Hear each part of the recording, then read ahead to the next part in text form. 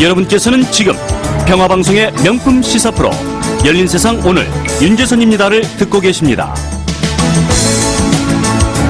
예, 노사정이 어젯밤 노동시장 구조개혁에 잠정 합의했습니다. 정부가 제시한 시한을 불과 3시간여 남기고 노사정 모두가 한 걸음씩 양보해서 일반 해고와 취업규칙 변경 등 핵심 쟁점에서 합의를 이뤘는데요. 새누리당은 이번 합의안을 토대로 이번 정기국회 안에 노동개혁 입법을 마무리한다는 그런 방침이고요. 야당은 여당의 밀어붙이기식 입법은 좌시하지 않겠다, 그런 입장을 밝혀왔는데 여야 입장 차례로 좀 들어보겠습니다. 먼저 새누리당 노동시장 선진화특위 간사이신 이완영 의원 연결해 보겠습니다. 이완영 의원님 나와 계십니까? 예, 좋은 아침입니다. 예. 정말 기분 좋은 아침입니다. 이완영 의원입니다. 예. 노사정 대타협, 예. 물론 저희 추인 절차가 남아있긴 합니다만 어떻게 평가를 하고 계십니까? 예, 우리도 이제 선진국이 돼가지 않나 하는 그런 믿음을 줬고요. 네. 이번 노사정 대타협은 시대의 요청, 그리고 국민의 여망에 정말 노동계가 대국적 차원에서 결단을 내렸다고 생각을 합니다. 네. 김동만 위원장, 그리고 우리 이병주 사무총장 모두들 다 애썼고, 우리 정부 경영계도 정말 무엇을 얻어내려는 것보다는 무엇을 주면서 우리가 대타협을 이뤄낸 그 17년 만이라 그러지 않습니까? 네. IMF 때 우리 노사정 대타협 이후 처음입니다. 역사적 큰 의미가 있다 이렇게 생각합니다. 예. 지금 노동개혁 논의의 최대 쟁점 중에 하나가 저성과자, 이 근무 불량자의 해고 문제 아니었습니까? 그렇습니다. 지금 법과 판례에 따라서 어떤 근로계약 체결과 해제 기준인 행정지침, 가이드라인을 좀 명확히 하고, 다만 정부가 일방적으로 시행하지는 않고 노사와 충분히 협의를 거치도록 했는데요. 이 부분에 대해서는 어떻게 보십니까? 제가 여러 차례 우리 특위가 발족 이후 인터뷰할 때 제가 말씀을 드렸습니다. 이 야당은 쉬운 해고라는 말도 안 되는 걸 이름을 붙여가지고 우리 정부를 압박을 했는데요. 이게 이제 저희들은 정확하게는 공정해고입니다. 공정한 해고 조항인데, 네.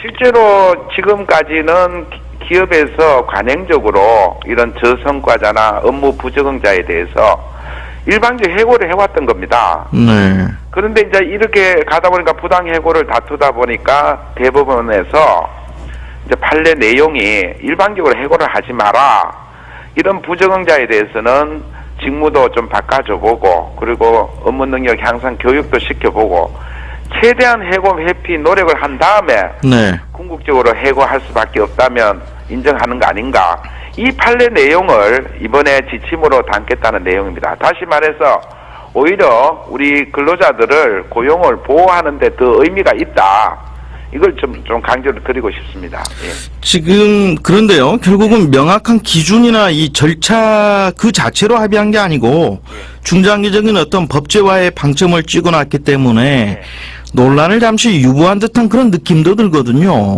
이렇게 생각합니다. 노사정 대타협은 예. 그 타협의 정신, 원칙 이런 정도만 합의를 해주면 되지 세부적으로 법문구까지 예. 하는 건 아니라고 보고요. 예. 이 이제 합의 내용에 따라서 그 내용도 그래 돼 있지 않습니까? 향후 기준 절차를 정할 때 네. 노동계가 또 충분히 협의해서 정하기 때문에 예. 저는 이 대법원 판례대로 그 기준과 절차를 담는데 큰 문제가 없다고 봅니다. 네.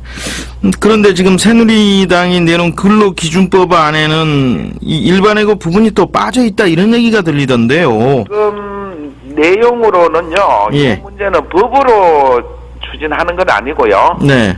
행정 지침으로 추진할 것으로 보여집니다. 예. 그렇기 때문에 그 임금 피크제 하면서 우리 노사협약 그 취업규칙 변경 문제하고 네. 이런 공정해고 문제는 법으로 담는 게 아니라 예. 정부 제도 지침으로 담는 걸로 그렇게 알고 있거든요. 예.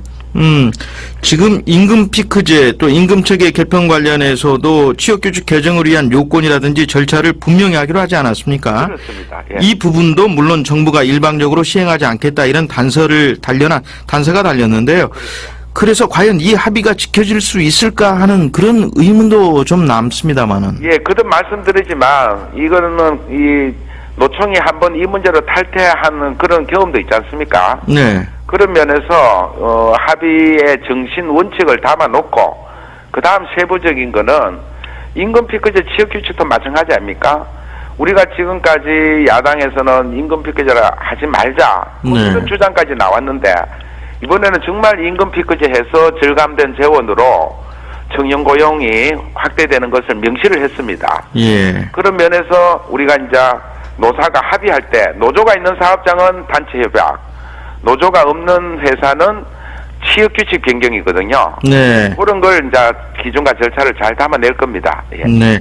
일반해고 또 취업규칙 변경 지침 관련해서 어떻습니까? 이 상당 부분 정부의 의사가 반영됐다. 그런 해석도 나오는데 이 의원께서는 어떻게 동의하십니까? 저는 뭐 어느 쪽의 의사든 간에 네. 저는 이런 말씀을 국민들한테 드렸습니다. 지금 제가 회사 사규에 의해서 예. 57세의 정년으로 나가야 됩니다. 예. 그러면 나라에서 법으로 보장을 해서 3년 연장이 됐지 않습니까? 네. 그러면 그 3년 연장되면서 임금을 소폭 줄였다고 해가지고 네. 그게 내한테 근로자한테 불이익한 거냐? 네. 그런 건 아닐 거다. 네. 그러니까 제가 이제 근로자들 만나봐도 그러면 얼마든지 그렇게 하죠. 네. 이런 의미 아니겠습니까? 네. 그렇기 때문에 크게 이걸 임금을 조정하는 문제가 근로자하고 크게 문제되지는 않을 걸로 저는 이해를 하고 있습니다. 다만 지금 임금 피크제라는 게 그 자체로서의 어떤 의미보다 지금 청년 일자리 창출과 직접적 연관이 있어서 지금 논란이 되는 거 아니겠습니까? 당연하죠. 정부 여당에서는 연관이 지금 있다는 건데 야당에서는 예. 임금 피크제로 창출되는 일자리 어떤 정부의 주장대로 12만 개가 아니고 8천 개에 불과하다.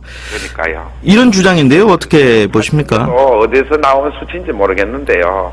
정부가 그냥 12만 개 그랬겠습니까? 제게도 한 18만 개 이런 얘기를 하는데요. 네. 이거는 쉽게 말해서 내가 기업을 한다고 생각을 해보세요. 그냥 임금을 줄여가지고 정년 연장해도 임금비가 늘어나지 않습니까? 예.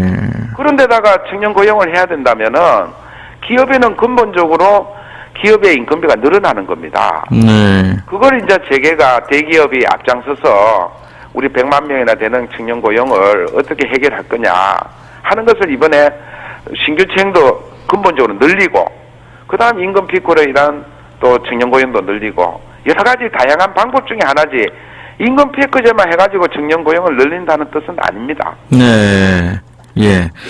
한 가지 좀 의문이 생기는 게요. 지금 이 어제 합의문에서 보면 정부가 일방적으로 시행하지 않고 노사와 충분한 협의를 거친다. 이런 합의문 때문에 예. 어떤 정부 여당의 독자적인 노동개혁 입법 추진이 그러면 초래되는 건가? 지금 노동선진화 5개 법안이 있지 않습니까? 예, 예.